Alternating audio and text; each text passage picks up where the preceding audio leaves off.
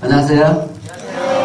네, 오늘 첫 번째 시간이라서 제가 다른 분들이 하시는 걸 보고 분위기 봐서 하면 좋을 것 같은데 처음이라서 어떻게 해야 되는 건지 잘 모르겠어요. 일단 한번 시작해 보도록 하겠습니다. 오늘 제가 여러분하고 나눌 이야기는 3입니다. 3. 숫자 3.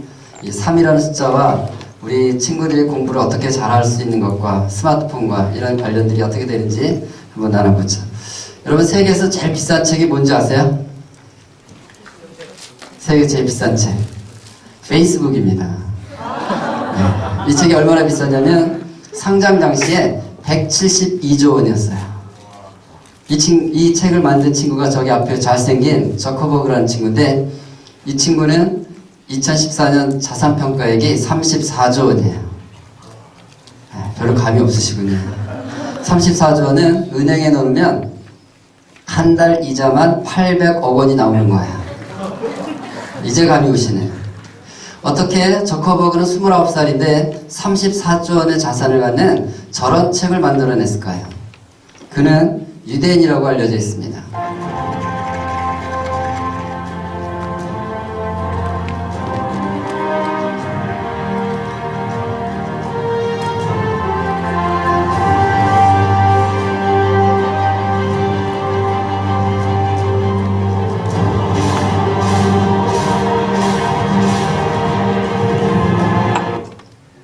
우리는 많이 들어봤습니다. 하버드 대학의 40%가 유대인이라더라. 노벨상의 30%가 유대인이라더라. 미국 억만장자의 무려 40%가 다 유대인이라더라. 이런 얘기 많이 들어보셨죠? 우리 그런 얘기 들으면 유대인들은 되게 머리가 좋은가 봐, 되게 우수한 민족인가 봐, 이렇게 생각했을 거예요. 그런데 놀라지 마십시오. 유대인들의 평균 IQ는 94밖에 되지 않는다 그래요. 세계 45위. 평균 IQ 94라는 얘기는 절반은 94도 채 안 된다는 얘기예요. 그런데도 1500만 명밖에 안 되는 인구를 가지고 세계를 지배하고 있어요. 그럼 우리는 어떨까요? 우리나라 평균 IQ 106. 세계 1위예요. 네. 아니, 우리는 평균 IQ가 106이나 되는데 노벨상 있나요? 네. 이 어찌되면 평화상 한 명 있어요. 네. 훌륭하시죠? 왜? 유대인들은 IQ가 우리보다 훨씬 낮은데도 세계를 지배하는데 우리는 세계 최고의 IQ를 갖고도 그렇지 못하는가? 우리는 공부를 많이 안 하기 때문일까요? 여러분 공부 많이 안 하세요? 네, 우리는 얼마나 공부를 하는지 잠깐 또 자료를 볼까요? 우리나라 청소년 공부 많이 한다. 학교 수업에 밤늦도록 자율학습. 그것도 모자라 학원도 다닌다. 하루 종일 공부 말고 하는 일이라곤 잠밖에 없는 생활. 사교육도 다른 나라와 비교가 안 될 만큼 많이 한다. 하지만 그만큼 공부도 잘할까? 수학 성취도로 비교해봤다. 공부 시간은 2배. 하지만 성적은 핀란드보다 못하다. 효율성이 절반밖에 안 된다. 공부는 많이 하는데 성적은 안 좋다. 그 이유는 무엇일까? 머리가 가와야 돼요. 머리가. 개인 회의를 해야겠죠. 학원을 다녀야 될 것 같아요. 좋은 선생님을 만나야 돼요. 깨워줘. 잠자는 시간을 줄여야 돼요. 공부만 해야 해요. 즐기면서 해야죠. 공부 못하면 모르겠네. 네. 이 친구들의 그 답에는 사실 정답이 없어요. 여전히 공부를 많이 해야 된다는 거예요. 잠도 안 자고 공부만 해야 된다는 거예요. 학원도 가야 된다는 것이죠. 여러분, 우리는 머리가 너무나 좋고 세계 최고, 공부량도 세계 최고. 그런데 사실 별로 그렇게 두드러지지 못하고 있죠. 그 이유는 우리 안에 사실상 이 3단계 학습법에 대한 이해가 없기 때문인 것 같습니다. 우리 뇌는, 학습을 하는 뇌는 어떻게 구성되고 어떻게 작동되는지를 보면, 우리는 이렇게 머리가 좋은데도 공부를 많이 하는데도 효과가 없구나라는 그 이유를 아시게 돼요. 한번 뇌가 어떻게 작동되는지 한번 같이 관찰해 보도록 할까요? 네, 뇌를 한번 찍어봤어요. 128개의 전극이 연결된 이 장치를 통해 뇌의 각 부분이 어떻게 활동하는지 지켜볼 수 있습니다. 먼저 게임을 할 때 평소 좋아하던 게임의 아이는 곧바로 집중합니다. 비교해 볼 것은 책을 읽을 때의 뇌 활동입니다. 책을 읽고 게임을 할 때 아이들의 뇌는 어떻게 움직일까요? 책을 읽을 때 빨간색과 노란색을 띠면 뇌가 활발하게 움직입니다. 상상력과 감정이 필요한 만큼 전두엽도 활발합니다. 반면 게임에 열중하던 순간 아이의 뇌는 세계 변화가 거의 없습니다. 전두엽도 활동하지 않습니다. 니온대학 모리 교수는 게임 시간을 엄격히 제한하라고 권합니다. 例えば指の動きを速くしようとすると思考っていうのは入らないんですね。考えるってことはできないです。ですからある意味では反射的に指が動くと、目と指で、脳がそういう形で働くと。 전두엽은 뇌의 앞부분인 이마 쪽에 있다 하여 일명 앞쪽뇌라 불리는 곳입니다. 뒤쪽 뇌에서 받아들인 다양한 감정과 자극을 종합해 상황을 판단하고 조절하는 것이 앞쪽뇌입니다. 네, 여기 앞쪽뇌가 어떻게 움직이는지가 잠깐 나왔어요. 여러분, 우리가 뭔가 사물을 눈으로 보고 있으면 그 사물을 인식하는 시신경은 뇌의 뒤쪽으로 연결이 되어 있어요. 그러니까 뒤쪽에 있다 그래서 후두엽이라 그래요. 그러니까 우리가 TV나 컴퓨터나 스마트폰을 보고 있으면 일단 뒤쪽에서 자극이 들어온다는 뜻이죠. 뒤에 자극이 들어오면 그걸 다시 앞쪽으로 보내줘요. 앞에 있다 그래서 전두엽이라고 해요. 이 전두엽은 뭐 하는 곳이냐면 생각하고 판단하는 곳이에요. 자, 우리 친구들이 컴퓨터나 스마트폰으로 이제 게임을 하는 걸 생각해 볼까요? 자, 게임을 하면 화면에 내가 키보드나 마우스나 손가락을 막 움직일 때 왔다 갔다 하는 나의 캐릭이 있죠? 그것이 눈을 통해서 시신경을 지나 뒤쪽에 찍힌다는 거예요. 내가 나타났으니까 화면 반대편에는 내가 상대해야 될 상대방 몬스터나 캐릭터도 있죠? 그것도 눈을 통해서 시신경을 지나 뒤에 찍혀요. 그리 정보를 앞으로 보내줘요. 그리고 얘는 이제 뭐 한다고요? 생각, 판단. 앉아 생각하는 거예요. 저놈을 때릴까 말까? 저거 살살 때릴까? 세게 때릴까? 이쪽으로 가나 저쪽으로 가나? 앉아서 이렇게 생각하고 있으면 화면 속에 있는 내 게임 캐릭터가 어떻게 될까요? 벌써 죽어버렸죠. 그러니까 정보가 들어오면 앞으로 보내서 여기서 놀고 있으면 안 되고 바로 손가락으로 명령이 간다는 거예요. 눌러 이렇게.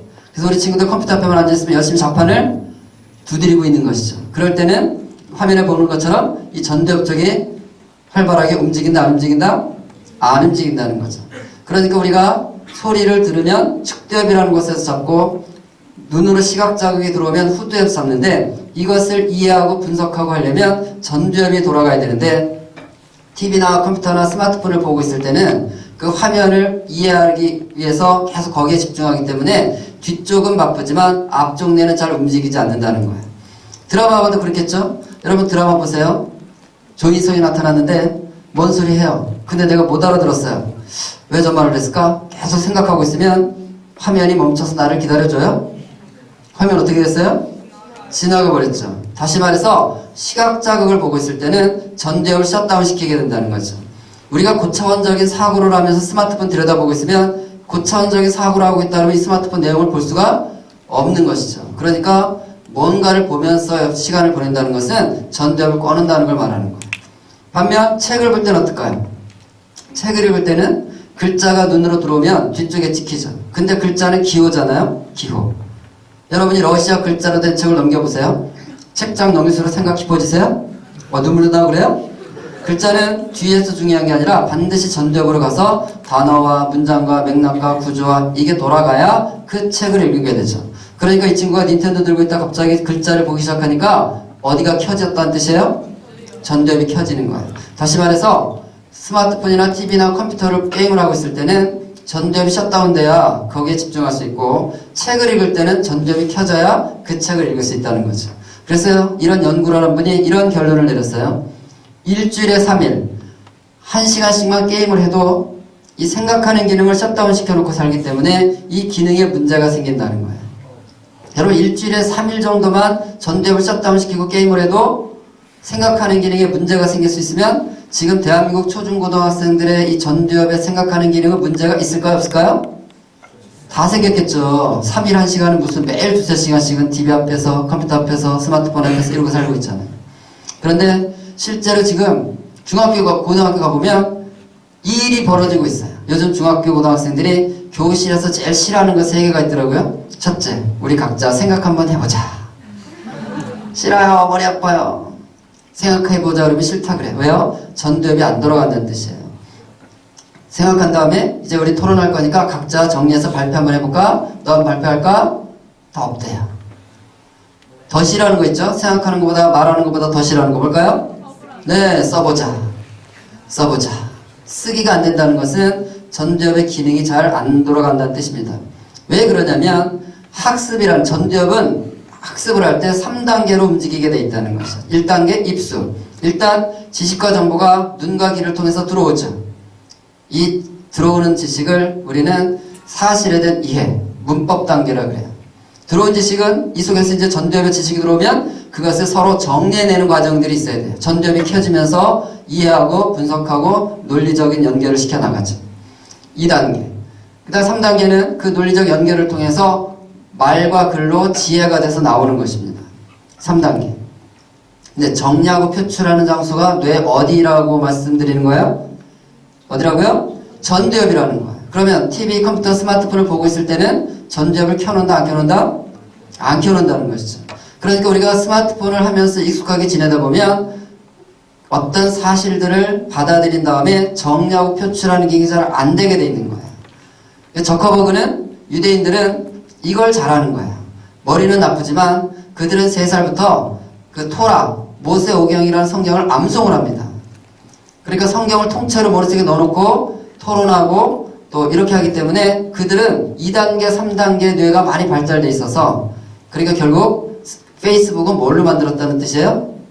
전두엽으로 만들었다는 뜻이에요. 전두엽을 사용해서 만들었다는 것이죠. 그런데 우리는 상대적으로 이 전두엽을 사용하는 학습을 하지 않는 것이죠. 예. 그래서 스티브 잡스는 자기 자녀들에게는 아이패드를 안 준다는 거예요. 예. 기자가 물어봤거든요. 아이패드 사용하냐 자녀들도. 절대로 안 쓴다. 한 번도 써본 적이 없다. 그리고 그 스티브 잡스의 전기를 쓴 아이작슨이라는 사람이 그런 얘기를 했어요. 저희가 저녁마다 잡스 집에 가보면 잡스 집의 아이들은 스마트폰을 만지지 않고 책을 읽고 책상에 앉아서 식탁에 앉아서 아빠랑 읽은 책에 대해서 역사에 대해서 토론하더라. 토론하려면 어디가 움직일까요?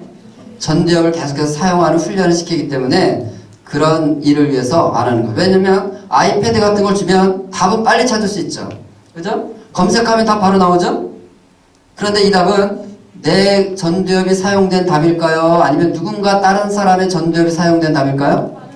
누군가 다른 사람이 정리 표출을 하느라고 수고를 했기 때문에 내 검색창에 나온 것이죠.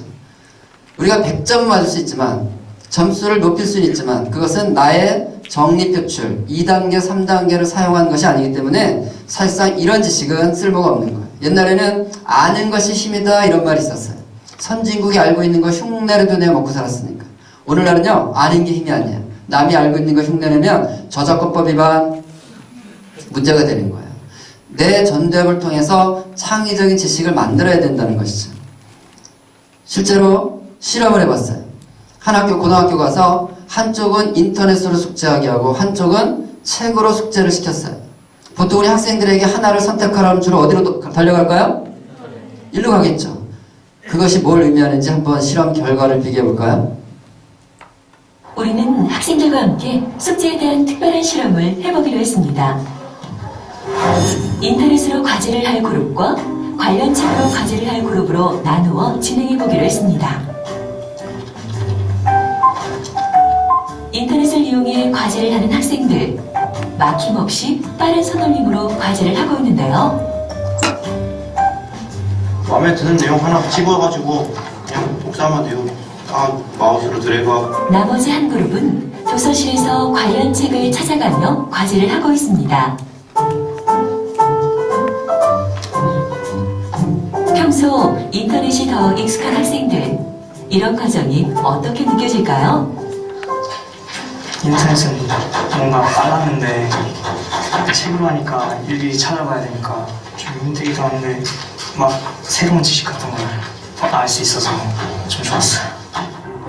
다른 방법으로 과제를 한 두 그룹, 어떤 차이점이 있을까요? 먼저 관련 책을 찾아보며 과제를 한 그룹. 행동은 은근히 그 서울 밖으로 나갔을 때 그 좋아하는 곳을 해보면 경복궁, 창경궁, 창덕궁, 적수궁, 경희궁. 이 공은 이제 그게 화재로 인해서 화재나 그런 걸로 인해서 쓸 수 없을 때 될 때 쓰는 공으로. 아주 정확하게 잘 지적하나. 인터넷으로 과제를 한 그룹은 어떨까요? 정무를 봤던 그러한 장소.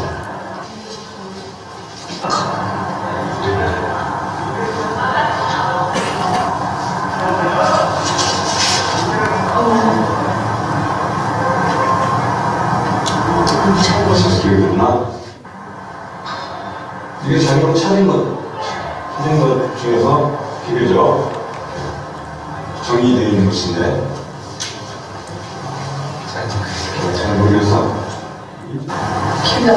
기억이 안 나?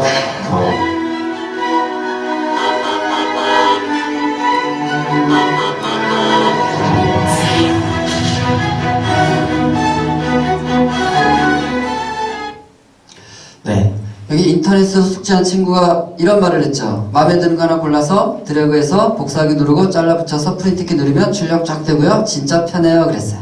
맞아요. 빠르고 쉽고 편하죠. 그런데 학습은 됐든가 안 됐든가요? 학습이 안 됐죠? 그러면 인터넷으로 숙제한 친구들은 학습한 게 아니라 뭐 한 걸까요?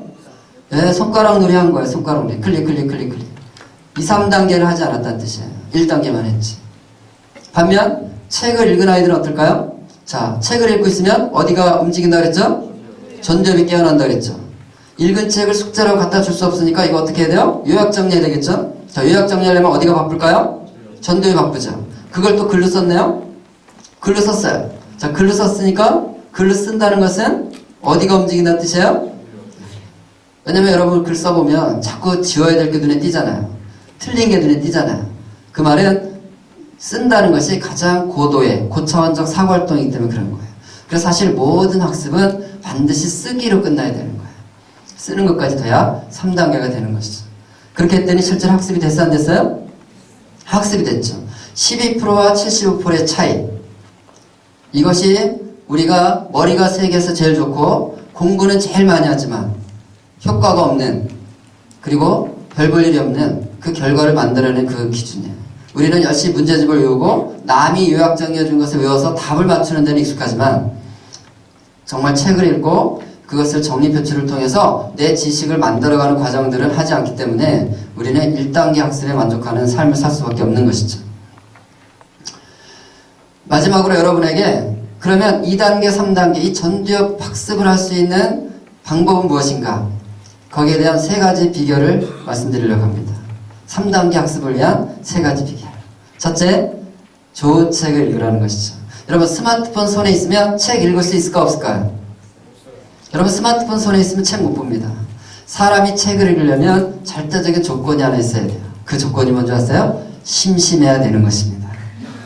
심심하지 않으면 책 못 보는 거예요. 여러분 도서관에 책 많고 여러분 집에 책 많다고 책 보는 것이 아니라 여러분 심심해야 돼요. 손에 스마트폰 들고 심심해, 책 봐야지, 책 봐야지. 이게 될까요? 여러분 손에 스마트폰이 들려지는 순간부터 여러분들은 책을 읽을 수가 없어요. 책을 읽지 않으면 2, 3단계 뇌가 된다 안 된다? 안 되는 거예요. 스마트폰을 손에 들고 있으면 그 사람은 1단계 인생으로 끝날 가능성이 100%예요. 그래서 스티브 잡스는 자녀들에게 그걸 주지 않는 거고요. 잡스만 안 주는 것이 아니라 실리콘밸리에 있는 학교는요. 고등학교까지 스마트폰 제로. 학교에 스마트폰을 아예 가져올 수가 없어요. 왜? 심심해서 책을 읽도록 하기 위한 하나의 조건이죠. 여러분 더 심심하게 사세요. 그런데 심심해야 될 더 중요한 이유가 있어요. 심심해야 사실은 창의력이 나오는 거예요. 여러분 엄마 찾아가서 심심해 그럴 때 책이 읽고 싶어서 한 말은 아니었죠? 주로 뭐 틀어달라 켜달라 뭐 달라고 할 때 썼죠. 그럴 때 엄마가 10분 동안 계속 안 들어주고 버텨보세요. 여러분 벌써 어딘가에 가서 뭔 짓을 하고 있어요. 이게 바로 창의력이라는 거예요. 우리는 언제 전두엽이 사용되냐면 두 번째, 이 전두엽은 심심하게 살아있을 때만 창의력 2, 3단계는 돌아간다는 거예요. 그래서 저는 저희 아이가 와서 아빠 심심해 그러면 저는 미안해하지도 않고 부담스러워하지도 않아요. 속으로 이렇게 생각해요. 와, 드디어 우리 아이의 창의력이 시작되었구나. 더 심심하거라, 더 심심해. 심심한 건 너의 운명이다. 이런 말이 있습니다. 심심해야 별짓을 다 한다. 여러분, 심심하게 살아내는 것은 우리가 2, 3단계 삶을 살아가는데 너무 중요한 조건이에요. 근데 거실에 TV 있고, 책상에 컴퓨터 있고, 손바닥에 스마트폰 있으면 심심하게 살 수가 없어요. 스마트폰 치우시고, 정말 심심한 것을 당연하게 생각하고 살아낼 때 2단계, 3단계를 사용하는 뇌가 만들어진다는 것이죠. 그걸 어떻게 또 우리가 증명하냐면 와일드 펜필드라는 사람이 뇌지도를 만들었어요. 이 사람이 뇌를 콕콕 찔러봤더니 뇌는 찔러도 아프지는 않대요. 통증세포가 없었어. 그런데 어디를 찌르니까 손이 움직이고 어디를 찌르니까 발이 움직이더라는 거예요. 그 얘기는 뇌 운동 감각 영역이 그쪽으로 연결이 돼 있다는 뜻이죠. 그래서 꼼꼼하게 찔러보니까 뇌의 30%는 양손으로 연결돼 있고 25%는 입과 혀로 연결돼 있고 15%는 양발로 연결돼 있더래요. 그러니까 뇌의 70%는 어디로 연결돼 있다고요? 손과 입과 발로 연결돼 있다는 거예요. 그래서 우리가 손과 입과 발을 놀리고 있을 때는 뇌의 70%가 깨어있다는 뜻이고요. 근데 스마트폰 손에 들고 있어 보세요. 친구들끼리 모여서 시끄럽게 놀까요? 조용히 놀죠. 막 움직이면서 놀까요? 여러분, 손에 스마트폰 들고 있다는 것은 손과 입과 발을 묶어놓는다는 뜻이에요. 손과 입과 발을 묶어놓는다는 것은 뇌의 70%를 셧다운 시킨다는 것을 의미하는 거예요. 그래서 우리는 심심해야 사실은 손도 움직이고 입도 움직이고 발도 움직이는 걸 통해서 사실은 창조적인 뇌를 만드는 것인데 자꾸 우리가 TV 앞에 컴퓨터 앞에 스마트폰에 빠르고 편하고 쉽다는 이유로 거기에 붙잡혀 있으면 우리는 어쩔 수 없이 1단계만 하는 뇌가 되고 시키는 것만 하는 1단계 뇌가 될 수밖에 없다는 것이죠. 마지막으로 세 번째 전문가들이 말하는 것은 운동 시간을 꼭 가지라는 거예요. 왜냐하면 우리 뇌는 여러분 양손을 이렇게 주먹을 쥐면 요게 뇌 크기예요. 우리 신체 전체 2%밖에 되지 않는 요게 머릿속에 들어있어요. 그런데 혈액의 20%를 이 뇌가 다 가져갑니다. 그러니까 운동을 하는 걸 통해서 우리 뇌를 건강하게 만들어야 건강하게 뇌가 움직일 수 있기 때문에 운동 시간도 꼭 확보하라. 그래서 또 운동을 할 때 농구라든가 이런 여러 명이 함께하는 운동을 하면 그것도 계속 전두엽을 활동을 활성화시킨다는 많은 연구들이 있어요. 그래서 여러분들 특별히 운동을 하는 것이 없다면 하나 만들어서 열심히 운동을 하고 심심하게 책을 읽고 심심한 가운데 다양한 활동들을 통해서 2, 3단계 하는 데를 만들면 우리는 IQ가 평균 106이기 때문에 훨씬 더 유대인들보다 놀라운 삶을 살아낼 수 있을 거라고 믿습니다. 감사합니다. 여기까지 하겠습니다.